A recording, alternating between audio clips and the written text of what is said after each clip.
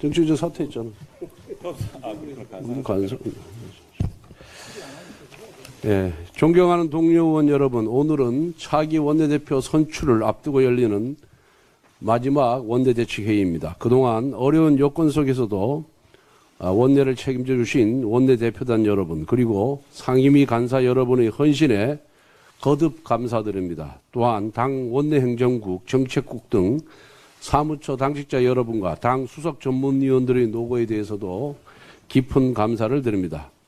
앞으로 쉽지 않은 여정이 될 것입니다. 그만큼 오늘 이 자리에 계신 동료 의원 여러분의 역할이 그 어느 때보다 중요합니다. 야당의 본령은 견제와 감시입니다. 부족한 의석은 오직 여러분의 역량과 민심의 힘으로 채울 수 있다는 각오로 지금까지 해오신 것처럼 각 상임위에서 국민의 힘이 되어주시기를 당부드립니다. 어제 서울고등법원은 이재명 대통령의 공직선거법 위반 파기 환송심을 무기한 연기하기로 결정했습니다. 재판부는 그 이후로 헌법 제84조에 따른 조치라는 단서를 달았습니다. 그러나 헌법 제84조는 대통령은 내란 또는 외환의 죄를 범한 경우를 제외하고는 재직 중 형사소치를 받지 않는다라고 규정하고 있습니다.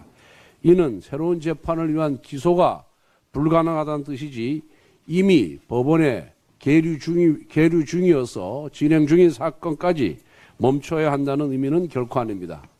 판사가 헌법을 자의적으로 해석하면 사법의 일관성과 권위는 송두리째 흔들립니다. 단 한 명의 판사가 이 원칙을 스스로 허물어서는 안 됩니다. 이재명 대통령의 위중교사죄 재판, 대장동, 백현동, 위례 신도시 성남 FC 사건 재판, 법화 유용 사건 재판, 불법 대북 송금 사건 재판의 담당 판사들은 공직선거법 파기환송심 재판부와 같은 잘못을 범하지 않기를 바랍니다. 검찰은 단호한 자세로 이 사건을 항고하여 헌법 제84조 해석에 대한 대법원의 해석을 받길 바랍니다. 또한 대법원에도 강력히 촉구합니다. 헌법과 법률에 기반한 정의로운 판결은 사법부 전체의 책무입니다. 하급심 재판부의 자의적인 판단을 방치하는 것은 단순한 무책임을 넘어 사법체계의 붕괴를 방조하는 것입니다. 대법원은 사법 정의를 위해 그 책임을 다해야 합니다. 이런 가운데 민주당은 대통령 재판중지법을 강행 처리하겠다고 하고 있습니다. 대한민국 헌정사상 유일무이한 재판 5개를 받고 있는 형사 피고인 이재명 대통령 단 한 사람만을 위한 법을 만들어 사법 체계를 파괴하고 헌법상 평등의 원칙을 침해하는 것입니다. 공직선거법 재판의 무기한 연기만으로는 안심할 수 없다는 민주당의 모습이 처량하기까지만 합니다. 이재명 대통령에게 요구합니다. 본인이 선거 과정에서 밝힌 것처럼 모든 기소가 조작에 불과하고 죄가 없다면 당당하게 재판 진행을 수용할 것을 선언하십시오. 그것이 대한민국 대통령으로서 최소한의 권위를 지키는 길이며 국민의 신뢰를 받는 길입니다. 이재명 대통령은 취임 일성으로 국민 통합을 강조했습니다. 혐의로 기소되어 지역 8월에 집행유예 2년, 추징금 2억 원과 피선거권 10년 박탈이 확정되었습니다. 그뿐 아니라 2007년 지인으로부터 불법 정치자금 7억 2천만 원을 받은 혐의로 벌금 600만 원과 추징금 7억 2천만 원, 피선거권 5년 박탈이 확정되었습니다. 보통 정치인 같다면은 정계를 은퇴하고도 남을 사건입니다. 현재 이재명 대통령은 사실상 정가 5범입니다. 김문수 후보자는 정가 4범입니다. 강훈식 비서실장은 무면허 운전 등 정가 3범입니다. 대통령과 총리 모두가 전과자인 죄인 주권 정부가 새 정부의 정체성인지 되묻지 않을 수가 없습니다. 아울러 김민석 후보자는 80년대 학생운동 시절 미국 문화원 정권 음성 사건을 배후 조정한 혐의로 5년 6개월 실형을 받았습니다. 이런 사람이 어떻게 총리직을 수행하며 한미동맹을 공고히 할 수 있겠습니까? 이종석 국정원장 후보자도 마찬가지입니다. 이 후보자가 설계한 햇빛 정책 때문에 북한은 핵을 개발할 시간을 벌었고 그 결과 우리는 북핵이라는 위협을 머리에 이고 살아가고 있습니다. 무엇보다 소위 내재적 접근법이라고 하는 왜곡된 종북의식이 문제입니다. 이종석 후보자는 과거 천안함 폭침 사건에 대해 정권의 무능력이라고 했고 사드 배치에 대해서는 한국 외교 안보에 엄청난 부담이라고 비난했습니다. 반면 북한 김정은에 대해서는 절대 왕주 국가의 군주 특성과 현대기업 최고 경영자의 자질을 겸비하고 있다고 상찬했습니다. 이쯤 되면 국정원장 후보자가 아니라 대한민국 국민으로서의 자격을 의심할 수밖에 없습니다. 또한 칼날 위 평화라는 이종석 후보자의 회고록을 보면 한미 관계에서 대한민국을 장기판의 졸로 비유했고 미국과의 동맹이 우리나라의 의지가 되는 것이 아니라 스트레스를 주는 파트너라고까지 했습니다. 대통령은 미군을 점령군이라고 부르는가 하면 불법 대북 송금 사건에 연루되어 있는데 총리는 반미 투쟁 전과자, 국정원장은 친북 인사라면 미국이 어떻게 한미동맹의 철통 같은 유지를 신뢰할 수 있겠습니까? 이러니까 이재명 대통령 당선에 대해 중국의 개입을 우려한다는 백악관의 반응이 나온 것이 아닌지 되돌아보길 바랍니다. 더 나아가 헌법재판관 후보자로 이재명 대통령의 변호인을 검토하더니 대통령 민정수석실 산하에도 본인의 변호인들을 대거 기용할 것이라는 보도가 나오고 있습니다. 지난 총선에서는 본인 사건의 변호인들에게 대거 공천장을 줘서 국회를 이재명 개인의 로펌으로 전락시키더니 이제 대통령실과 헌법재판소까지 개인 로펌으로 만들겠다는 것입니까? 대한민국 전체를 본인의 방탄 로펌으로 전락시키는 우를 범하지 않기를 바랍니다. 민주당이 오는 12일 기어코 이재명 대통령 재판중지법, 즉 피고인이 대통령에 당선될 경우 재판을 정지하는 형사소송법 개정안을 처리한다고 합니다.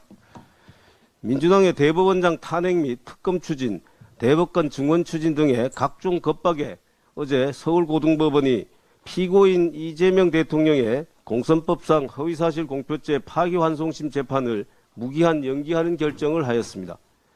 이제 민주당은 재판부를 겁박하여 재판 진행을 중단시키는 것을 넘어 아예 법으로 이재명 대통령에 대한 일체 재판을 중지하는 형사소송법 처리를 강행하려는 것입니다. 대선 투표 당일 지상파 3사의 심층 출구조사 결과 이재명 후보가 대통령에 당선되더라도 재판은 계속되어야 한다라는 견해가 64%에 달했고 심지어 민주당 지지자의 42%도 재판을 계속해야 한다고 응답하는 등 국민의 다수가 재판 계속의 당위성을 인정하는데도 민주당은 재판중지법을 기어코 밀어붙이겠다는 것입니다. 형사법 개정안 처리에 반대하는 국민청원도 진행 중입니다. 오늘 오전 8시 현재 13만 8천여 명이 재판중지법 처리 반대에 동의하고 있습니다. 재판중지법이 처리되면 현재 서울고등법원과 서울중앙지법, 수원지법 등에서 진행 중인 이재명 대통령의 위증교사 사건, 대장동, 위례, 백현동 비리 사건, 대북 송금 사건, 성남FC 사건, 경기도청 법인카드 유용 사건 등의 재판이 모두 중지됩니다. 민주당은 헌법 84조에 대해 재판부마다 각자 판단한다면 곤란하니 헌법 84조에 대한 해석을 형소법 개정으로 명문화하겠다면서 헌법 해석을 법률로 강제하겠다는 주장을 숨기지 않고 있습니다. 헌법의 해석은 국회가 입법으로 할 수 있는 것이 아니라 법원과 헌법재판소가 해야 할 일입니다. 해석이 분분한 헌법 규정에 대해 이재명 대통령에게 유리한 자의적 해석을 헌법의 하위 규정인 법률로 명문화한다는 그 자체가 위헌적 발상인 것입니다.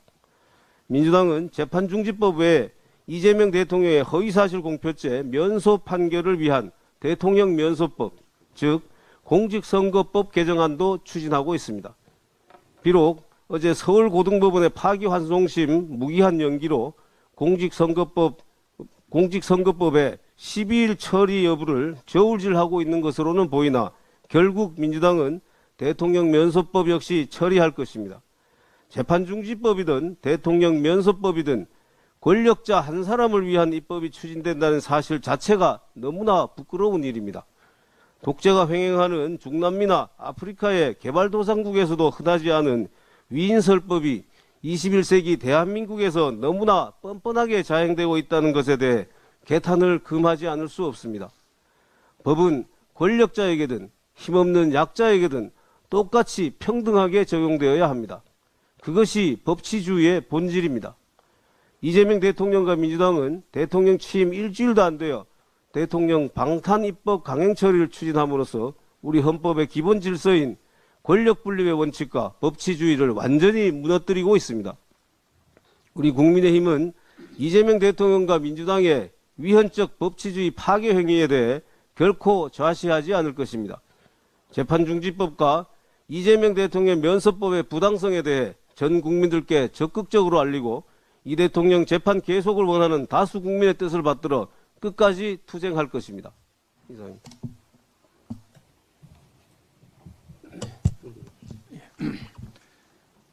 기재위 간사 박수영입니다. 더불어민주당이 대형마트가 매월 2번 공휴일에 의무적으로 휴업하도록 강제하는 유통산업발전법 개정안을 처리할 방침이라고 밝혔습니다. 지금은 시장군수구청장이 휴업일을 공휴일에 할지 평일에 할지 결정할 수가 있는데 이걸 법률로 정해서 지자체에 자율성을 주지 않겠다는 것입니다. 시대착오적인 규제 강화이며 복합적인 유통업의 구조를 이해하지 못한 법률 개정안입니다. 첫째, 지방자치단체에 부여했던 권한을 국회가 다시 가져오려고 하고 있습니다. 언필칭 지방시대를 열겠다고 한 이재명 대통령의 평소 발언과는 반대로 지방의 자율성을 없애고 현장의 사정을 잘 모르는 국회가 모든 걸 결정하려 하는 문제가 있습니다. 둘째, 전형적인 갈라치기입니다. 대형마트가 조금 손해보더라도 더 많은 숫자의 전통시장 상인 또는 자영업자의 표만 구하면 된다는 생각인 듯한데 유통산업의 복합적 생태계를 이해하지 못하고 있습니다. 즉 대형마트 매대에 진열되어서 판매되는 물품들은 그 대형마트 또는 대기업이 생산하지 않은 물건이 훨씬 더 많습니다. 쌀은 농민이나 농업법인이, 생선은 어민이, 쇠고기와 돼지고기는 축산인이 공급하고 있는 것입니다. 한국 체인스토어 협회 조사에 따르면 대형마트 매대 물품의 92.2%가 중소업체, 농업법인, 어민 등이 생산한 물건이라고 합니다. 그저 대형마트를 규제하면 중소기업이나 자영업자에게 도움이 된다는 주장은 매우 1차원적인 생각으로 유통산업이 대중소기업과 자영업자들이 복합적으로 연결되어 상생하고 있다는 것을 모르는 우를 범하고 있습니다. 셋째, 대형마트에 근무하는 근로자는 또 어떻습니까? 가정살림에 조금이라도 보탬이 되어 보겠다는 보통 엄마들이거나 사회초년생들도 가능한 일자리가 많은 곳이 대형마트입니다. 대형마트를 규제하고 힘들게 하는 것이 결국에는 보통 사람들의 삶을 어렵게 만드는 일인 것입니다. 쿠팡 등 온라인 구매가 활성화되어서 그러잖아도 실적이 부진한 대형마트입니다. 규제 강화가 경제 활력의 해법이 될 수 없습니다. 오히려 기업의 자율성을 높여주고 법인세를 인하하는 등 기업이 춤을 출 수 있도록 도와드리는 것이 헌법이 규정한 자유시장 경제 원칙에 맞고 우리 경제를 활성화시키는 방법일 것입니다. 법사위 간사 유상범입니다. 이재명 대통령과 민주당은 대선 전부터 대통령이 되면 재판은 멈춘다는 주장을 노골적으로 반복하며 법원의 판단에 영향을 주기 위한 정치적 압박을 끊임없이 가해왔습니다.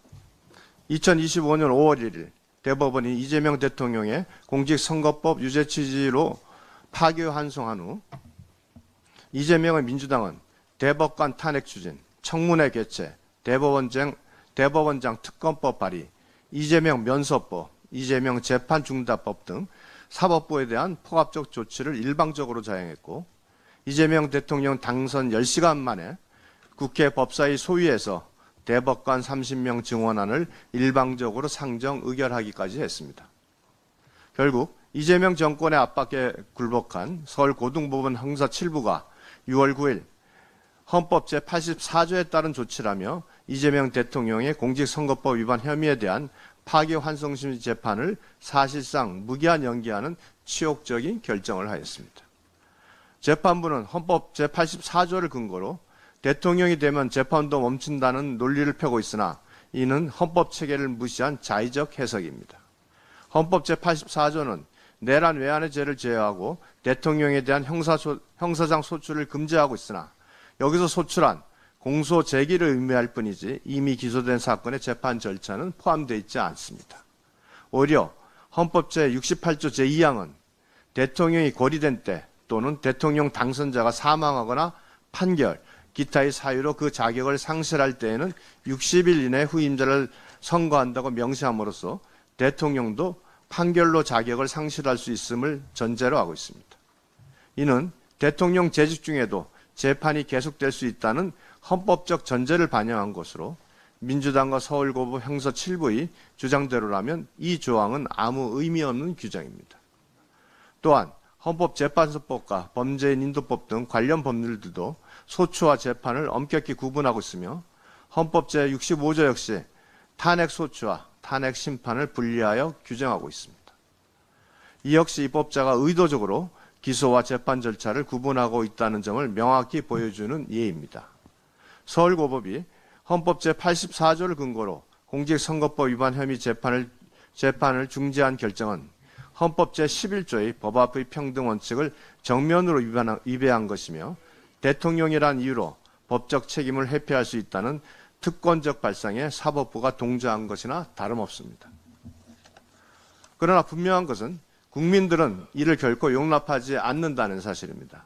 제20대 대선 출구 조사에서도 무려 63.9%가 이재명 대통령의 재판은 계속되어야 한다고 응답하였고 민주당 지지자 중 42.7%도 같은 의견이었습니다. 이는 대통령이라도 법 위에 설 수 없다는 국민의 준엄한 뜻임을 보여주는 것입니다. 사법부가 정치 권력의 압박에 굴복해 재판을 멈추는 순간 법은 권력 유지의 도구로 전락합니다. 대한민국이 진정한 민주주의 국가라면 이러한 정치 권력의 특권적 시도에 대해 법원이 단호히 맞서야 합니다. 서울고법은 헌법에 반하는 이번 결정을 즉각 철회하고 피고인 이재명에 대한 재판을 지체 없이 엄정하게 진행해야 합니다. 검찰도 침묵해서는 안 됩니다. 이번 재판부의 결정은 단순한 소송 지휘권 행사를 넘어 잘못된 헌법 해석으로 인한 재판부의 법률상 결정이라고 할 것입니다. 검찰은 즉각적으로 결정에 항고하고 명백한 위법 편향 소지가 있는 재판부에 대해 기피 신청을 제기함과 동시에 상급법원에 직권 지정 요청 등 모든 합법적 수단을 강구하여 법원의 정상화를 이끌어내야 할 것입니다. 마치겠습니다. 이상임. 예, 국민의힘 미디어 특위위원장 이상입니다. 어제 대통령실이 기자석까지 비추는 카메라를 4대 설치하겠다는 방침을 세웠다고 발표했습니다. 이재명 대통령은 SNS 댓글에서 아이디어를 얻었다고 밝혔고 미국에서는 언론 브리핑 때 질문하는 기자들 얼굴을 그대로 보여준다는 내용에서 착안한 것으로 보입니다. 언론의 질문을 시민이 평가한 기자들이 질문하는 것도 생중계를 해서 쌍방향으로 보자라는 아이디어인데 이것이 글로벌 스탠다드라고 이야기하고 있습니다. 이재명 대통령께 정중하게 묻고 싶습니다. 이거 대통령실을 출입하는 언론사들과 사전 협의된 것입니까? 명확한 목적조차 또 설명도 없이 일방적으로 추진되는 것이라면 비민주적이고 권력에 대한 비판마저 통제하려는 언론사 길들이기에 불과합니다.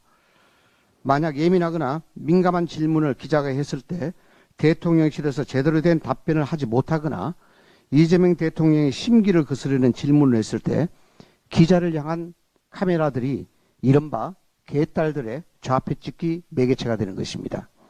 민주당 국회의원들도 개딸들의 좌표 찍기에 항복했는데 대통령실 출입 기자가 개딸들이 보는 가운데 과연 날카로운 질문을 할 수 있을까요? 모두 아시다시피 이재명 대통령의 언론 대응은 좋지 않았습니다. 대통령 후보였을 때 기자가 언론개혁에 대해서 질문하자 중요한 얘기부터 하자라고 패싱한 사건도 있었고 과거 경기도지사로 당선이 됐을 때도 논란이 된 부분을 기자가 질문하자 예의가 없다, 예의가 라고 컷하고 나가버린 적도 있습니다. 문재인 정권 당시 경기방송 김예령 기자가 정책 기조를 바꾸지 않는 자신감의 근거가 무엇이냐고 물었다가 민주당 지지자들에게 좌표가 찍혀 맹비난 당했던 사건을 기억하고 있습니다. 결국 방송국의 재허가에까지 영향을 미쳤고 우여곡절 끝에 경기방송은 문을 닫았습니다. 이번 기자실 카메라 설치는 아무리 봐도 과합니다. 권력은 언론을 통제하는 것이 아니라 언론의 비판 앞에 겸허해야 되는 것입니다. 국민의힘은 언론의 자유를 침해하려는 어떠한 시도에 대해서도 단호히 맞설 것을 다시 한번 말씀드립니다.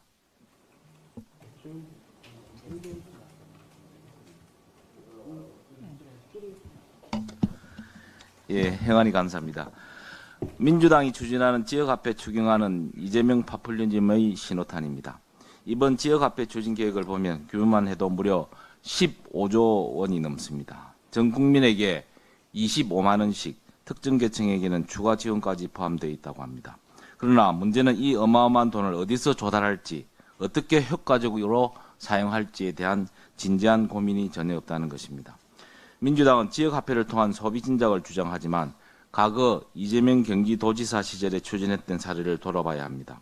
당시 경기 지역의 재난지원금 무차별 살포로 인해 경기도는 2029년까지 매년 약 3천억 원씩 갚아야 하는 빚더미에 올라 있습니다.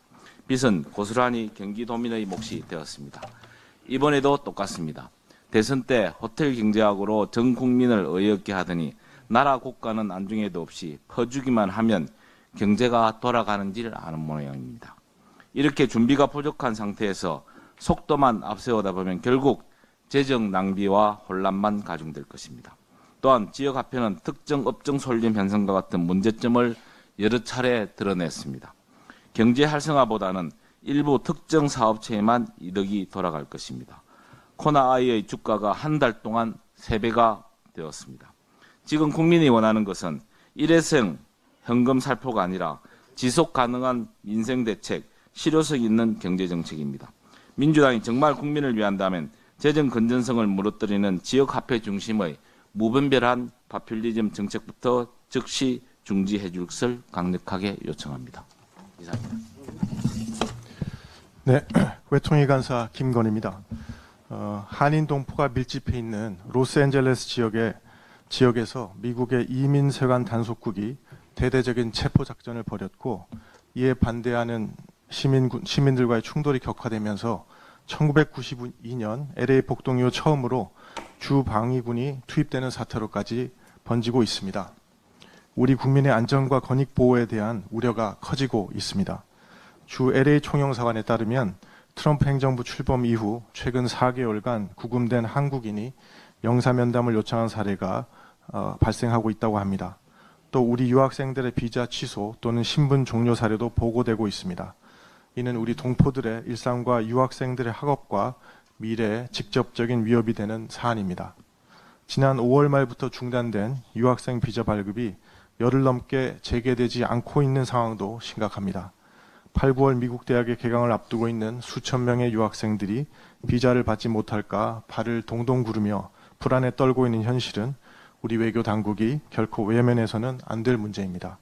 재외 국민의 재산과 안전을 지키고 유학생들이 학업에 전념할 수 있도록 권리를 보장하는 것, 바로 그것이 민생 외교의 출발점입니다. 우리 정부 당국이 실질적 대응과 구체적 행동을 통해 문제 해결 노력을 강력히 해야 합니다. 트럼프 정부의 이민 정책으로 인해 우리 교민 사회와 유학생들이 불합리한 피해를 입지 않도록 최선의 노력을 다해야 되겠습니다. 각 재외공간이 지역 교민 사회와 상시 소통할 수 있는 채널을 마련하고 이를 통해 긴급 대응, 법률 상담, 피해 사례 수집 및 정책 환류가 가능하도록 체계를 강화해야 할 것입니다. 아울러 이러한 문제는 개별 민원에 국한되지 않고 정부 간 협의를 통한 외교적 해결을 병행해야 할 것입니다. 또한 유사한 피해를 겪고 있는 다른 국가들과의 연대와 공동 대응을 통해 국제사회 내 문제 제기 및 협상력을 제고하는 방안도 적극 검토되어야 합니다. 국민 한 사람 한 사람의 권익 보호를 위한 정부의 책임과 의지를 강력히 촉구합니다. 네, 국회 과학기술정보방송통신위원회 국민의힘 간사 최영두입니다. 대통령 선거 과정에서 주요 정당이 AI 3국, 선진 3강국, 3대 강국, 그리고 과학기술이 선진국, 과학기술 선진국, 그리고 정보통신 정책에 대한 여러 공약을 내어놨습니다. 민주당 정부 출범 이후 국회 과학기술정보방송통신위원회는 이같이 대선 때 약속했던 AI 3대 강국 그리고 과학기술 선진국을 위한 입법적 그리고 국회 예산 노력을 다해야 할 것입니다. 안타깝게도 오늘 오전 첫 회의는 민주당 정부 출범 이후에 첫 과방위 회의는 방송상법 개정안으로 시작할 뻔했습니다. 그러나 여야 간사한 협의에 의해서 이 법안 심사는 연기하기로 했습니다. 여당 간사가 수용해 주신 점에 대해서 깊이 감사드립니다. 저희들은 오랫동안 방송 3법 개정안에 대해서 민주당 측의 방송 3법 개정안에 대해서 분명한 반대 입장을 밝혔습니다. 우선 국민의 재산인 지상파를 사용하고 국민을 위한 국민의 방송인 공영방송의 이사회 사장을 선임하는 과정에서 국민의 대의기구가 아닌 국민으로부터 전혀 위임받지 못한 사람들이 이를 좌우하도록 해서는 안 된다는 것이 저희들 입장, 확고한 입장이었습니다. 지금 방송법 체제는 글로벌 표준입니다.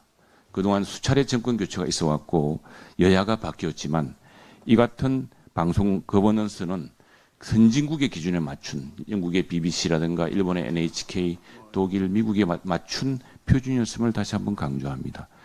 그리고 국회가 국민의 위임을 받아서 책임져야 합니다. 위임받지 않은 기구나 단체가 국민의 재산, 국민의 방송을 좌우하게 할 수는 없는 것입니다.